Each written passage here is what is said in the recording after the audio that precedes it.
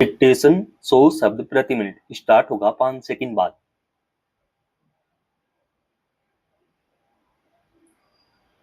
Start.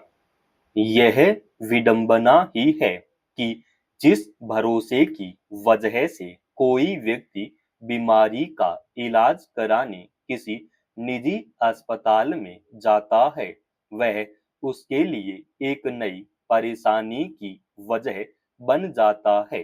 भविष्य में इलाज का खर्च उठाने की राह आसान बनाने का भरोसा देकर बीमा कंपनियां लोगों को अपनी योजनाओं का हिस्सा बनने के लिए तो तैयार कर लेती हैं, लेकिन जब इलाज पर हुए खर्च की भरपाई करने का वक्त आता है, तो उसमें कई तरह की अड़चन पेश कर दी जाती है या कई बार मना भी कर दिया जाता है।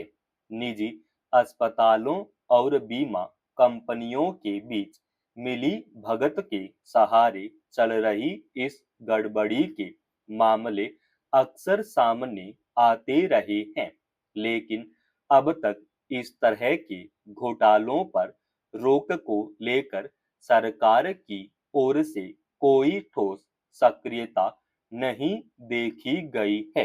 हाल ही में यह मसला संसद में उठाया गया, जिसमें सरकार से स्वास्थ्य बीमा कंपनियों की मनमानी पर अंकुश लगाने की मांग की गई। राज्यसभा सांसद स्वाति मालीवाल ने संसद में कहा कि निजी अस्पतालों और स्वास्थ्य बीमा कंपनियों का ऐसा मकड़जाल बन गया है जो आम लोगों की कमर तोड़ रहा है। अक्सर ऐसे मामले देखे जाते हैं जिसमें अस्पताल में मरीज की मौत हो जाती है और नियमों का हवाला देकर या अलग अलग कारण बताकर बीमा कंपनी दावे को खारिज कर देती है।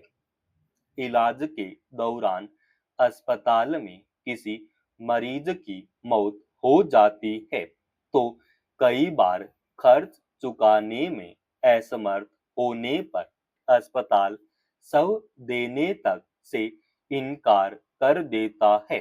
अंदाजा लगाया जा सकता है कि ऐसी स्थिति में मरीज के परिजन किस तकलीफ से गुजरते होंगे। सवाल है कि बीमा कराने के लिए लोगों को आकर्षित करने के कारोबार को इजाजत देने वाले संबंधित सरकारी महकमे इस तरह की मनमानियों के खिलाफ क्या कदम उठाते हैं। इसी मसले पर एक अन्य राज्यसभा सांसद संजय यादव ने कहा कि कंपनियां हर साल करोड़ों रुपए का प्रीमियम तो इकट्ठा करती हैं, लेकिन जब इलाज के बाद मरीज या उसके परिजन खर्च के भुगतान के लिए संपर्क करते हैं, तो वे अलग अलग तकनीकी कारणों का हवाला देकर रकम का एक बड़ा हिस्सा काट लेती हैं। असल में कंपनियां जब लोगों को बीमा कराने का भरोसा दे रही होती है, तब नियम शर्तों को बताने के मामले में स्पष्टता और पारदर्शिता नहीं बरती जाती। दूसरी ओर ज्यादातर लोग अस्पष्ट और जटिल स्वरूप में दर्ज नियमों के मामले को कंपनी के भरोसे पर छोड़ देते हैं। बाद में कंपनियां लोगों के इसी भरोसे का फायदा उठाकर नियमों को आधार बनाती हैं। भारतीय बीमा विनियामक और विकास प्राधिकरण IRDA के 2024 के आंकड़े के मुताबिक एक ही वर्ष में करीब 26,000 करोड़ रुपए के बीमा दावे खारिज हुए। किसी अस्पताल में भर्ती होने और इलाज पर आए खर्च के मुकाबले काफी कम रकम का भुगतान करने के मामले आम रहे हैं।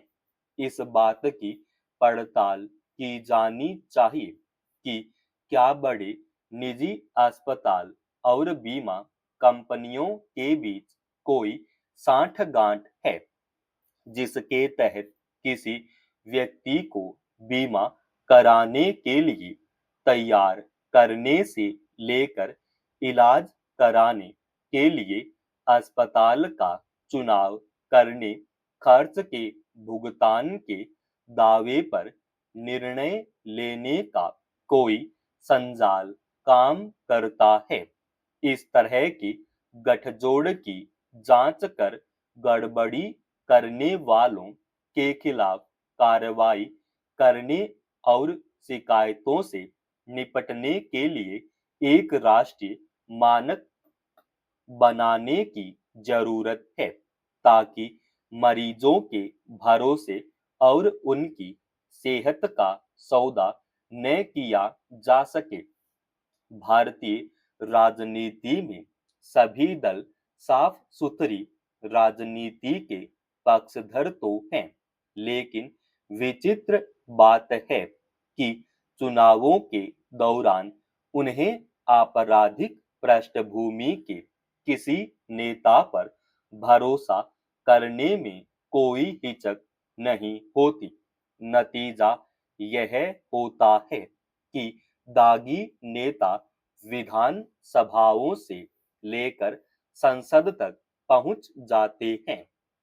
बीते कई दशकों में राजनीति का जिस तरह अपराधीकरण हुआ है, उससे लोकतंत्र के उद्देश्यों और लक्ष्यों को गहरी क्षति पहुंची है। चुनाव सुधारों से संबंधित गैर सरकारी संगठन एडीआर की नई रपट ने एक बार फिर इस चिंता को रेखांकित किया है। इसके मुताबिक राज्यसभा के 32% मौजूदा सांसदों ने अपने खिलाफ आपराधिक मामलों की जानकारी दी है।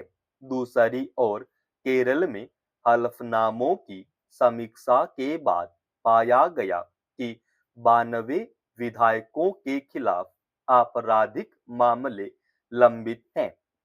गौरतलब है कि हर साल एडीआर की रपट आती है और सभी तरह इस तरफ पर चिंता भी जताई जाती है, मगर ऐसा लगता है कि न तो इसे राजनीतिक दल कभी इसे गंभीरता से लेते हैं और ही चुनाव आयोग कोई ठोस पहल करता है। नतीजा यह है कि हर बार दागी पृष्ठभूमि के लोगों को टिकट दे दिया जाता है और उनके नामांकन पर आयोग की मुहर भी लग जाती है। यह निराशाजनक है कि राजनीतिक दल अपने सिद्धांतों को दरकिनार कर आपराधिक पृष्ठभूमि के लोगों को उन संवैधानिक संस्थाओं की विधायी प्रक्रिया का हिस्सा बना देते हैं, जहां न केवल देश के अहम फैसले होते हैं, बल्कि कानून भी बनाए जाते हैं। सवाल है कि अपराध और राजनीति के बीच यह शाह गठजोड़ क्यों और कैसे फल फूल रहा है। यह सही है कि दागी नेताओं के मामलों की सुनवाई के लिए विशेष त्वरित अदालतें बनाई गई हैं, लेकिन अधिकतर मामलों में फैसला वर्षों बाद आता है और ये नेता अपने पदों पर काबिज रहते हैं। कई बार तो पुलिस और प्रशासन की सांठगांठ की वजह से समय पर जांच पूरी नहीं हो पाती। वहीं राजनीतिक दल उम्मीदवारों का आपराधिक ब्यौरा सार्वजनिक नहीं करते। कायदे से आपराधिक मामला दर्ज होने पर दागी नेताओं को चुनाव लड़ने से ही रोक दिया जाए तो स्वच्छ राजनीति के लिए जमीन तैयार करने की दिशा में यह बड़ा कदम होगा। समाप्त। दोस्तों, रोजाना ऐसे ही एडवांस डिक्टेशन के लिए चैनल को आप अभी सब्सक्राइब कीजिएगा और आज के इस डिक्टेशन का पीडीएफ फाइल हमने हमारे Telegram channel study with HV Swami पे डाल दिया है, जिसका लिंक इसी वीडियो की डिस्क्रिप्शन में डाल